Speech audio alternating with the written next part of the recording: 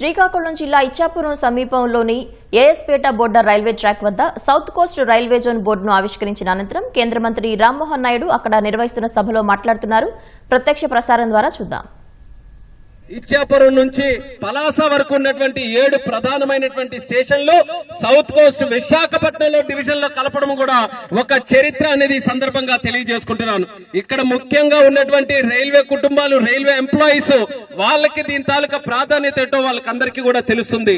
అక్కడ గతంలో పలాసలో ఒక సమస్య ఉన్నా, లేకపోతే ఇక్కడ ఇచ్చాపురంలో సమస్య ఉన్నా, ఈ దారి పొడవునా ఉన్నటువంటి స్టేషన్ లో ఎప్పుడు ఏ సమస్య వచ్చినా సరే మనం అందరం కూడా భువనేశ్వర్ వరకు వెళ్లేవాళ్ళం. భువనేశ్వర్ వెళ్లి అక్కడ అధికారుల దగ్గర కూర్చొని, అక్కడ డిఆర్ఎం దగ్గర కూర్చొని, అక్కడ జిఎం దగ్గర కూర్చొని వాళ్ళందరూ కూడా అనేక ప్రాధాన్యతలు వాళ్ళందరికీ కూడా ఉంటే మా ప్రాంతానికి కూడా న్యాయం చేయండి అని చెప్పి ఎన్నో సందర్భాల్లో నాయకులకి నేను తీసుకెళ్లాను, ఎమ్మెల్యే గారికి తీసుకెళ్లాను. నేను కూడా రైల్వే మీటింగ్ లో కూడా పార్టిసిపేట్ చేసేవాడిని. ఇప్పుడు అలాంటి సమస్య ఏది కూడా లేకుండా ఈ ప్రాంతంలో ఏ సమస్య ఉన్నా సరే దర్జాగా మన రాష్ట్రంలో మన డిఆర్ఎం, మన జిఎం దగ్గరే కూర్చొని మన సమస్యలన్నీ కూడా పరిష్కరించుకునే అవకాశం ఈ కొత్త రైల్వే జోన్ ద్వారా మనకి దక్కిందని కూడా తెలియజేస్తున్నాను. నాకు ఎప్పుడూ కూడా ఒకే నమ్మకం, రైల్వేస్ ని కానీ మనం అభివృద్ధి చేసుకోగలిగితే ఆ ప్రాంత అభివృద్ధి చెందుతుంది, జిల్లా అభివృద్ధి చెందుతుందని. ఈ మాట ఎందుకు చెప్తున్నానంటే, గతంలో స్వర్గీయ కింజరాపు ఎర్రన్నాయుడు గారు స్టాండింగ్ కమిటీ రైల్వేకి చైర్మన్ గా ఉన్నప్పుడు మన శ్రీకాకుళం జిల్లాలో రైల్వే తాలూకా సమస్యలన్నిటి మీద కూడా దృష్టి పెట్టి ఎంతో కొంత మన దగ్గర అభివృద్ధి జరిగిందనంటే దానికి ప్రధాన కారణం స్వర్గీయ కింజరాపు ఎర్రన్నాయుడు గారు అనేది మళ్ళీ గుర్తు చేస్తున్నాను. ఆ రోజు మనకి మెయిన్ లైన్ కానివ్వచ్చు, నౌపాడ నుంచి గునుపూర్ వెళ్లే లైన్ కానివ్వచ్చు, ఈ 2 లైన్ల మీద కూడా పెద్దగా దృష్టి పెట్టి స్టాపులు తీసుకొని రావడం, కొత్త ట్రైన్స్ వేయించడం, అలాగే విశాఖ ట్రైన్ కూడా ఆ రోజు వచ్చిందనంటే ఎర్రన్నాయుడు గారి కారణమని తెలియజేస్తున్నాను. ఎర్రన్నాయుడు గారి ట్రైన్ అని చెప్పి ఒక ప్రత్యేకంగా ప్యాసింజర్ ఎక్స్ప్రెస్ కూడా ఆయన ఆధ్వర్యంలోనే ఆ రోజు మొదలు పెట్టారు. ఆ యొక్క కార్యక్రమాలన్నీ, ఆ రైల్వే ఆశయాలన్నీ ముందుకు నడిపిస్తూ గత 12 సంవత్సరాలుగా నా భుజాల మీద సమస్యలు వేసుకొని నేను కూడా పోరాటం చేశాను. ఆ పోరాట ఫలితం వల్లే ఈ రోజు రైల్వే జోన్ కూడా మనం సాధించుకున్నాం. దాంతో పాటు మన జిల్లాలో రైల్వేస్ కి సంబంధించి ఎన్నో ప్రధానమైన కార్యక్రమాలు కూడా మనం పూర్తి చేశాం. అందులో ఒక్క ఉదాహరణ మీ అందరికీ కూడా చెప్పాలనంటే, మన పార్లమెంట్ కాన్స్టిట్యున్సీలో, శ్రీకాకుళం పార్లమెంట్ కాన్స్టిట్యున్సీలో ఏకంగా 50 పైగా ఆర్ఓబీలు మనం శాంక్షన్ చేసుకుని 3,300 కోట్ల రూపాయలతో ఆర్ఓబీలు మన జిల్లాలో, మన ప్రాంతంలో మనం చేసుకుంటున్నాం. ఏ కాన్స్టిట్యున్సీలో కూడా ఇన్ని ఆర్ఓబీలు ఎక్కడ కూడా శాంక్షన్ కాలేదు. కేవలం మన శ్రీకాకుళం పార్లమెంటులోనే 50కి పైగా ఆర్ఓబీలు శాంక్షన్ అయ్యాయి. అందులో గర్వకారణం ఏంటంటే, ఇచ్చాపురం మున్సిపాలిటీకి ఎల్లప్పుడూ కూడా ఉండిపోయినటువంటి సమస్య, ఇచ్చాపురం మున్సిపాలిటీ ఒకటైనా రైల్వే ట్రాక్ అవతలోకి ఇచ్చాపురం, రైల్వే ట్రాక్ అవతలోకి ఇచ్చాపురం. ప్రతి రోజు కూడా లక్షలాది మంది ప్రజలు అటు నుంచి ఇటు వచ్చే వాళ్ళు అందరి తాలూకా ఇబ్బంది ఒక్కటే, ఒక్కసారి రైల్వే గేట్ పడిపోతే పేగు తెచ్చినట్టుగా అసలు ఇచ్చాపురంతో కనెక్షన్ లేకుండా ఒక స్కూల్ కి వెళ్లాలన్నా, కాలేజీకి వెళ్లాలన్నా, హాస్పిటల్ కి వెళ్లాలన్నా, వ్యాపారం కోసం రావాలన్నా, పుట్టింటికి వెళ్లాలన్నా, ఒక ఫ్రెండ్ ఇంటికి వెళ్లాలన్నా, మున్సిపాలిటీకి రావాలన్నా, రైతు బజార్కి రావాలన్నా ఎక్కడా కూడా మాకు ఒక్క రకమైనటువంటి ఇబ్బంది కలుగుతుందని చెప్పి ఈ 12 సంవత్సరాలుగా నేను వింటూనే వచ్చాను. నేను ఆ సమస్యకి ఎలాగైనా పరిష్కారం అందించాలని అక్కడ భువనేశ్వర్ వెళ్ళినప్పుడు మాట్లాడాం, ఢిల్లీలో కేంద్ర మంత్రి గారి దగ్గర మాట్లాడాను, పార్లమెంట్ లో కూడా దీని గురించి ప్రస్తావించాను. ఒక మున్సిపాలిటీలో ఇంత పెద్ద సమస్య ఉంటే దానికి ఏ రకంగా పరిష్కారం చేయాలని నేను గాని, అశోక్ అన్న గాని నిరంతరం దీని మీద కృషి చేశాం. అయితే ఇందాక చెప్పినటువంటి 50 ఆర్ఓబీల్లో మన ఇచ్చాపురం ఆర్ఓబీ కూడా శాంక్షన్ అయిందని కూడా ఈ సందర్భంగా తెలియజేస్తున్నాను. అయితే శాంక్షన్ అయిన ఆర్ఓబీ కూడా మనం గ్రౌండ్ చేసి చేయాలనంటే ఇక్కడ ఉన్నటువంటి ప్రజలకి నేను ఒక్కటే విన్నపించుకుంటున్నాను, మీ సహకారంతో చేయాలనేది మా ఆలోచన. బ్రిడ్జ్ శాంక్షన్ అయ్యింది, ఇష్టం వచ్చినట్టుగా వేసేస్తామనేది కాదు. అది మీరందరూ కూడా వినియోగించుకునే బ్రిడ్జ్, మీకు అనుకూలంగా ఉండాలని మీరందరూ కూడా అలైన్మెంట్ లో మీ తాలూకు ఆలోచనలు చెప్తే ఎమ్మెల్యే గారు కూడా దాని మీద లీడ్ తీసుకొని రైల్వే అధికారులు ఆల్రెడీ 2 సార్లు కూడా వచ్చి దాని మీద స్టడీ చేయడం కూడా జరిగింది. ఎందుకనంటే ఈ రోజు ఒక రకంగా వేసి రేపు లేదండి ఎలాగొద్దు మాకు అలా కావాలనంటే అది అటు ఇటు కదిలే బ్రిడ్జ్ కాదు, శాశ్వతంగా మనం వేస్తున్నటువంటి బ్రిడ్జ్.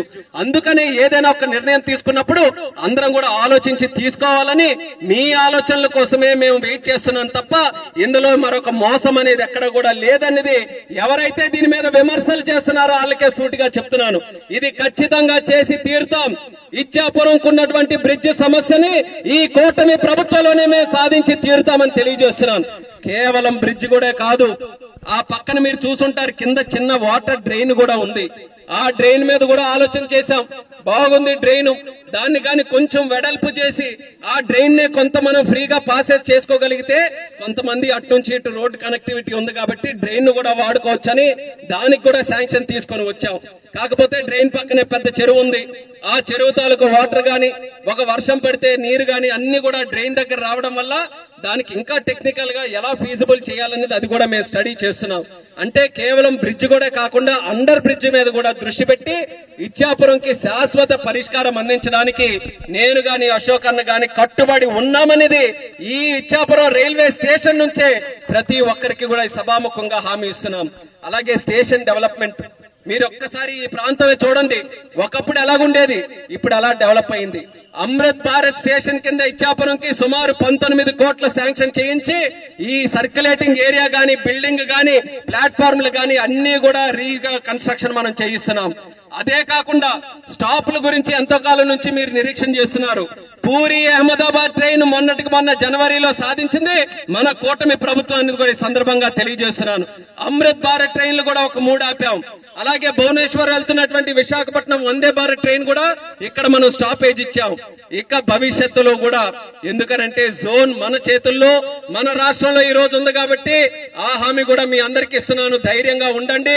అశోక్ అన్న కూడా చెప్పినటువంటి పిట్ లేన్ గాని నా ఆలోచన ఏంటంటే, నా కళ ఏంటంటే ఇచ్చాపురం నుంచి కూడా ట్రైన్ మొదలు కావాలి, ఇచ్చాపురం నుంచే మొదలు కావాలి. ఇప్పటి వరకు ఇచ్చాపురం అని అంటే అందరు అంటారు ఎక్కడ ఇచ్చాపురం ఏ మూల ఉందని. ఏ మూల కాదు, మొదట ముఖద్వారం లాగుంది ఇచ్చాపురం. ఒరిస్సా నుంచి గాని కలకత్తా నుంచి గాని ఎక్కడ పై నుంచి ఎవరు వచ్చినా సరే ఆంధ్రప్రదేశ్ లో అడుగు పెట్టాలనంటే స్వేచ్ఛాయుత అమ్మవారికి దండం పెట్టుకొని అడుగు పెడతారు. సౌత్ కోస్ట్ రైల్వే జోన్ మన ఇచ్చాపురంలో అడుగు పెట్టి ఇంకా ముందుకు వస్తారనేది కూడా ఈ సందర్భంగా తెలియజేస్తున్నాను. అలాంటి ఇచ్చాపురాన్ని అభివృద్ధి చేయాలి, రైల్వేస్ ని అభివృద్ధి చేయాలి. స్టేషన్ చేస్తున్నాం, స్టేషన్ తో పాటు స్టాపులు చేసి అలాగే మనకి రైల్వే ఓవర్ బ్రిడ్జ్లు అవన్నీ కూడా చేసి రైల్వే ఇన్ఫ్రాస్ట్రక్చర్ బ్రహ్మాండంగా ఇచ్చాపురంలో తయారు చేసే బాధ్యత మేము తీసుకుంటామని కూడా ఈ సందర్భంగా తెలియజేస్తూ ఈ రోజు మరొక్కసారి అందరికీ కూడా శుభాకాంక్షలు. తెలుగు ప్రజలకి, ఆంధ్ర రాష్ట్రానికి, మన శ్రీకాకుళం జిల్లాకి, ఉత్తరాంధ్ర ప్రాంతానికి, ఉద్దానం ప్రాంతానికి, ముఖ్యంగా ఇచ్చాపురం నియోజకవర్గ ప్రజలకి ఈ సరికొత్త railway zone south coast railway zone ప్రారంభించుకునే శుభ సందర్భంలో ప్రతి ఒక్కరికి కూడా నా హృదయపూర్వకమైనటువంటి శుభాకాంక్షలు తెలియజేసుకుంటున్నాను. ఇది మీ అందరి విజయం, మీ అందరి విజయం. మీరందరూ కూడా ఎప్పటి నుంచో కలలకంటూ మన జోన్ మనకు ఉండాలని మీరందరూ కూడా ఆ బాధ్యతను మాకు అప్పచెప్పారు. ఆ బాధ్యతని, ఆ కర్తవ్యాన్ని ఈ రోజు చేసి చూపించాం. మరి ఈ వేదిక ద్వారా మనం ధన్యవాదాలు తెలియజేయాల్సినటువంటి అవసరం కూడా ఉంది. అది ఎవరికంటే దేశ ప్రధానమంత్రి, ప్రపంచంలోనే అత్యధిక బలమైనటువంటి లీడర్ మన నరేంద్ర మోదీ గారికి ఇచ్చాపురం తరపున, మన ఉత్తరాంధ్ర తరపున, మన ఆంధ్రప్రదేశ్ రాష్ట్రం తరపున హృదయపూర్వకమైనటువంటి ధన్యవాదాలు తెలియజేసుకుంటున్నాను. అలాగే మన ముఖ్యమంత్రి వర్యులు చంద్రబాబు నాయుడు గారు ఎప్పుడు ఢిల్లీ వచ్చినా సరే రైల్వే జోన్ మీద ప్రత్యేకమైనటువంటి దృష్టి పెట్టి, మీకు గుర్తుంటుంది గత ప్రభుత్వంలో కూడా కేంద్ర ప్రభుత్వం మేము రైల్వే జోన్ ఇవ్వడానికి మేము సిద్ధంగా ఉన్నాం, మీరు జోనల్ హెడ్ క్వార్టర్స్ లో విశాఖపట్నంలో కాస్త 50 ఎకరాల స్థలం చూపించండి అంటే ఆ స్థలం కూడా చూపించలేదు. 5 సంవత్సరాలు వెయిట్ చేశారు. మళ్ళీ మన ప్రభుత్వం వస్తే 100 రోజుల్లో 54 ఎకరాలు ముడసర్లలో ఇచ్చి 400 కోట్ల రూపాయలకు పైగా ఖర్చు పెట్టి బ్రహ్మాండమైన south coast railway zone head quarters విశాఖపట్నంలో ఈ రోజు నిర్మించుకుంటున్నాం. దానికి కావాల్సినటువంటి టెంపరీ బిల్డింగ్స్ కావాలంటే రాష్ట్ర ప్రభుత్వం తరఫున అది కూడా కేటాయించాం. జిఎం ను కూడా మనం పెట్టించాం. అందుకనే తొందరగా ఈ రోజు ఆపరేషన్స్ లో కూడా సౌత్ కోస్ట్ రైల్వే జోన్ వచ్చింది. అది చంద్రబాబు నాయుడు గారి తాలూకా నిబద్ధత. రైల్వే జోన్ సాధించాలని మన రాష్ట్ర ప్రభుత్వం నుంచి ఏ సహకారం అందించాలనంటే అన్ని కూడా చేశారు. దానితో పాటు డిప్యూటీ చీఫ్ మినిస్టర్ గారు పవన్ కళ్యాణ్ గారు, ఆయనకి కూడా ప్రత్యేకంగా నా తాలూకా ధన్యవాదాలు తెలియజేసుకుంటున్నాను. ముగ్గురు కూడా మన రాష్ట్ర అభివృద్ధి కోసం నిరంతరం కూడా కృషి చేస్తూ కేంద్ర ప్రభుత్వం నుంచి రావాల్సినటువంటి అంశాల్లో ఎక్కడ ఆలస్యం గాని జాప్యం లేకుండా అన్ని కూడా జరుగుతున్నాయి.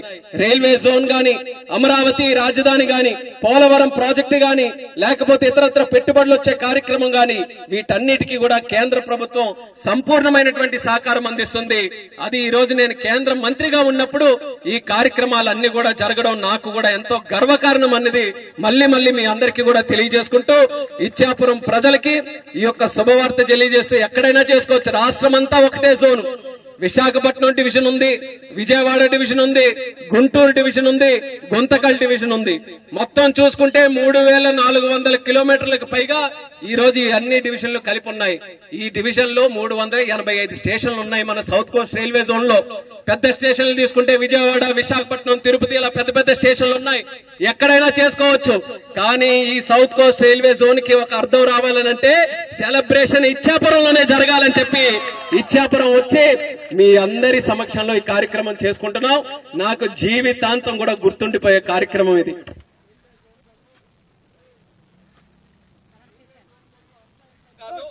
నిరంతరం కూడా కృషి చేస్తూ వచ్చాను. దానికి ఈ రోజు అశ్విని వైష్ణవ్ గారు కూడా చాలా సహకారం అందించి మనకి కార్యక్రమం చేసినందుకు రైల్వే మినిస్టర్ గారికి కూడా ధన్యవాదాలు తెలియజేసుకుంటూ మరొకసారి మీ అందరికీ కూడా శుభాకాంక్షలు తెలియజేస్తూ సెలవు తీసుకుంటున్నాను.